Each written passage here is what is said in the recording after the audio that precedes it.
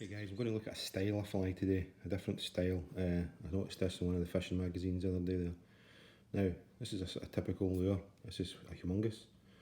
So a woolly bugger style with a long tail, bit of tinsel, it's a palmered body and some eyes for weight.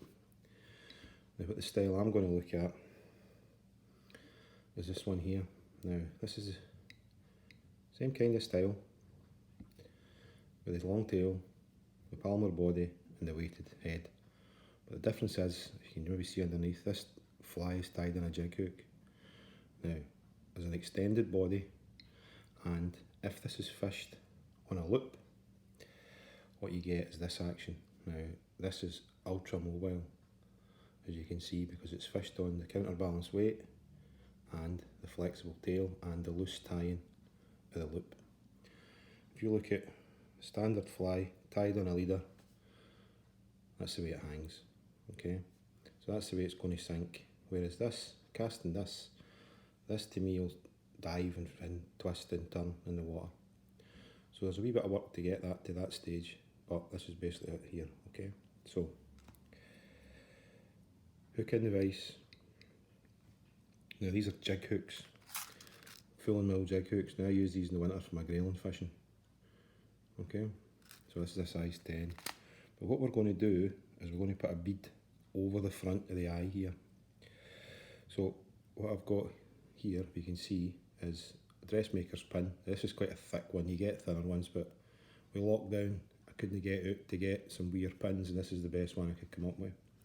So I've put the countersink the other way so that the head of the pin sort of sits inside the countersink a wee bit.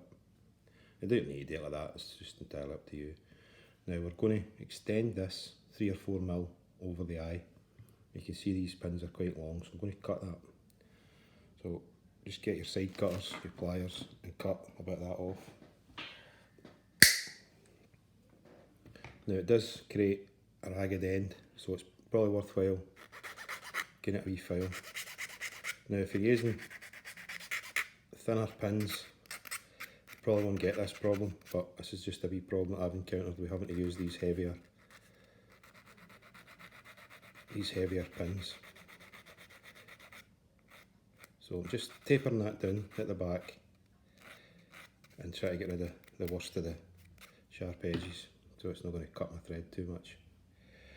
So first thing you need to do, layer a thread down the hook.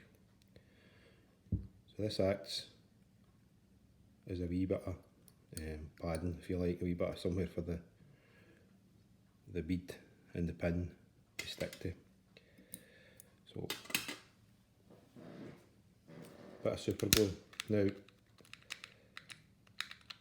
this doesn't really matter because there's no strain on the bead. It's not as if it's pulling, the fish are pulling from it, the fish are pulling for this eye here, so it doesn't really matter. This doesn't have to be locked solid, but it doesn't do any harm. Okay, so take your bead and your pin and lay it on the top, and then basically bind that down.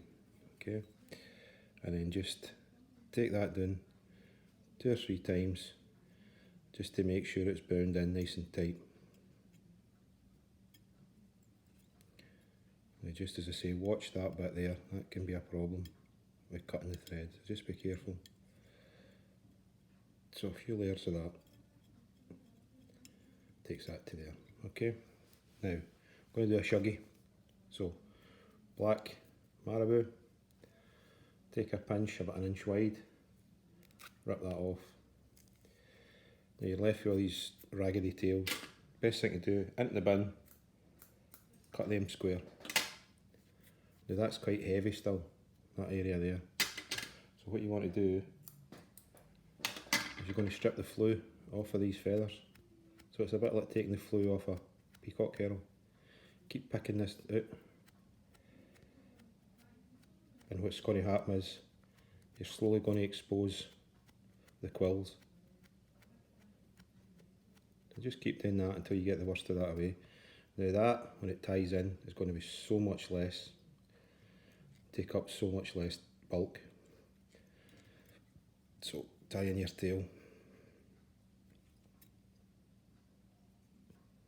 Okay, leave your tail whatever length you fancy. Now, with marabou, never cut it, just rip it. Just rip it with your nail and that'll create a nice end. Don't cut it, it looks terrible. Now, a bit of tinsel. So I'm just going to use, this is Flashabou Ascent. You can use whatever you want. You can mix it up, you can put a couple of different ones in. It's entirely up to you.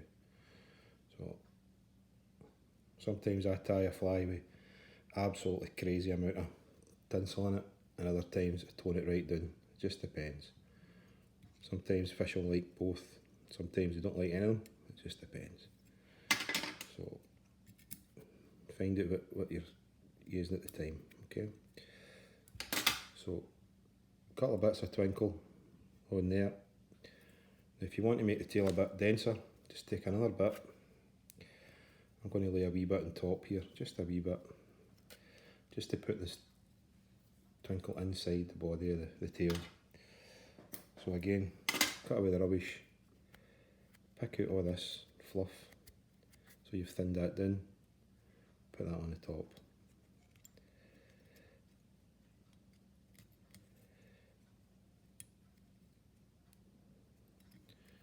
So that's all in there, okay? And again, just rip it to the length you want. Now we're going to need a wire for a rib, so a bit of silver wire. Again, tie that on the side.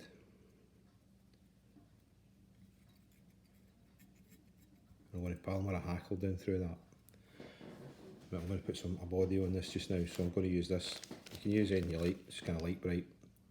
Okay, silver, you could use Fritz, you could use whatever you fancy. So, just going to dub a body of this light bright.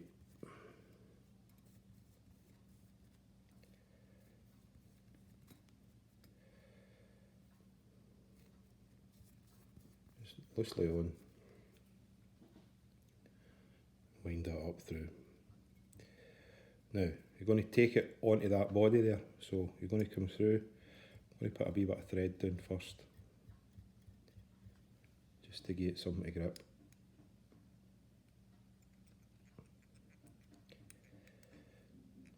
So basically I'm going to come back in with my dubbing.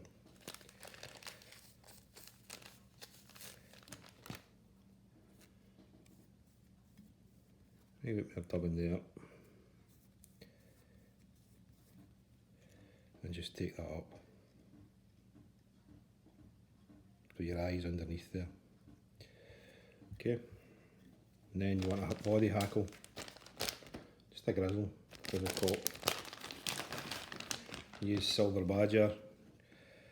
Any you fancy, you know what I mean? Just whatever suits you. So one of these, I'm just going to strip that back. If you hear that racket in the background, that's the missus working from home. That'll be some of your staff getting it in the neck. So, take your hackle and wind that. Just twisting. I'm going to retie that round the other way, just twisting the wrong way. So, that's the shiny side facing away from me, so that it'll go in a bit better. So a couple of turns at the head, and then just spiral that, excuse me, spiral that down the body. And then get your wire, coming the other way,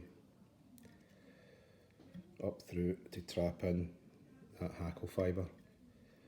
Okay, so just keep working that through to bind down the hackle fibres, strengthen up the body a wee bit till you get to the top. So pull that nice and tight, bend a wee angle into it and tie that off. Okay, nice and tight, and then just wiggle and break that wire. Don't cut it with your scissors. And the tip of the hackle here, just come in with your scissors and just nip that off, and then straight in with your whip finish. Get your whip finish tool, come in, whip finish that behind the bead, 2 or 3 turns, and you can put a spot of varnish in later on to finish that off. Okay, just tidy up any hackles. It's not really sticking forward, not really wanting that. Now what you can also do is, if you get your Velcro, and you can just work through this body to bring out some of these fibres. Just get a wee rough up, sort of blend the light bright and the hackle, bring everything together. Okay, so that helps to catch the light. The more of these fibres you pick out, the more it catches the light and hopefully attracts the fish.